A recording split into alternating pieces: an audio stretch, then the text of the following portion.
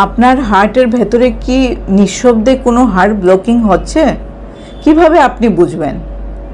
নমস্কার, আমি ডক্টর পারিজাত দেব Chowdhury, consultant interventional cardiologist. আজকে আমি আপনাদের বলবো hidden blockage in the heart, মানে আমাদের হার্টের ভেতরে যে হঠাৎ করে লুকিয়ে থাকা ব্লকেজগুলো হয় সেগুলো আগে থেকেই আমরা কিভাবে বুঝতে পারবো, আর আমরা কিভাবে তার প্রিকশন নিয়ে ফিউচারে যাতে বড় হার্ট অ্যাটাক না হয় সেটাকে প্রিভেন্ট করতে পারবো। হার্ট অ্যাটাকের জন্য হার্টের শিরাতে ব্লকেজ হওয়া জরুরি। যখন সেই ব্লকেজ 100% হয়ে যায় তখন আমাদের সাডেন হার্ট অ্যাটাক হয়। আমাদের হার্টের শিরার মাধ্যমেই রক্ত প্রবাহিত হয় আমাদের হার্টের মাসেলে। আর আমাদের হার্টে বেসিক্যালি তিনটে মেইন আর্টারি থাকে, সেটা হলো এলএডি, এলসিএক্স আর আরসিএ। এই তিনটে আর্টারি যে কোনো একটাতে যদি 100% ব্লক হয় সাডেনলি তার থেকে হার্ট অ্যাটাক হয়ে থাকে।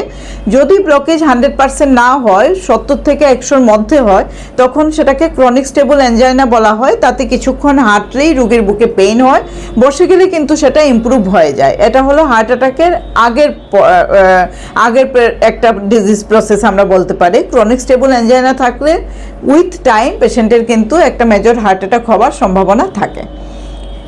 এবার আমি বলবো, কারুর হার্টে যদি ব্লকেজ 70%-এর নিচে থাকে, মানে সেটা যদি 20 to 70%-এর মাঝখানে থাকে, তার কোনো সিমটমস নাও হতে পারে, কিন্তু হার্টের ব্লকেজ কিন্তু ভেতরে ধীরে ধীরে বেড়েই যাচ্ছে। সেক্ষেত্রে আপনারা কিভাবে বুঝতে পারবেন? হার্ট অ্যাটাক হওয়ার আগে কিছু কিছু সিমটমস হয়, যেগুলো যদি আমরা খুব মাইনিউটলি দেখি তবে আমরা অবশ্যই অবজার্ভ করতে পারবো। এর মধ্যে একটা হলো নাইট সোয়েট। কেউ যদি এসি রুমে বসে থাকে তা সত্ত্বেও দরদর করে ঘাম ঝরছে, তবে কিন্তু ভাবতে, আর সেটা কিন্তু ঠান্ডা ঘাম, গরম ঘাম নয়। রোদে গেলে আমাদের ঘাম হয়, সেটা অন্য জিনিস, কিন্তু ঠান্ডা এসি রুমে বসেও যদি ঘাম হতে থাকে তার মানে আমাদের হার্টের ভেতরে কিন্তু ব্লকেজ হওয়া শুরু হয়েছে বা আমাদের হার্ট অ্যাটাক হতেও পারে।